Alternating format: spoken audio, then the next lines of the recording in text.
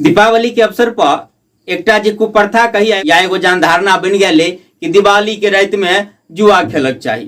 तो रात खन दिवाली रहे तो जयनगर बाजार में एनाही क्या जगह जैसे जुआ सब खेलते रहे, तो रात में सब जुआ खेल जरा सबके जुआ खेल में इंटरेस्ट नहीं, सब तो सुत रहल। तो भोर में सब जोर भेले एक दोसर से पूछ रहे जे सब नहीं रहे रात में जागल, रात के जितले सब बेर तो जीते छे ऊ जीते छे, बेर रात के जितले तो कोई बाइजे नहीं रहे। तो बीचे में से एक आदमी स्थिर से कह रहे रात ऐसा में से कोई नहीं जीतले, रात पुलिसे वाला जीत गया। व्यक्ति कहे यार ई कौन बात मेरे कनी फरिया कौन पुलिस वाला केना जीत गेले। ऊ कहे नहीं बुझल, लगभग 1.5-2 घंटा खेला भेल रहे, अगाड़ी में पाई सब ढेरिया गेल रहे, ता में पुलिस के रेड पड़ गेले।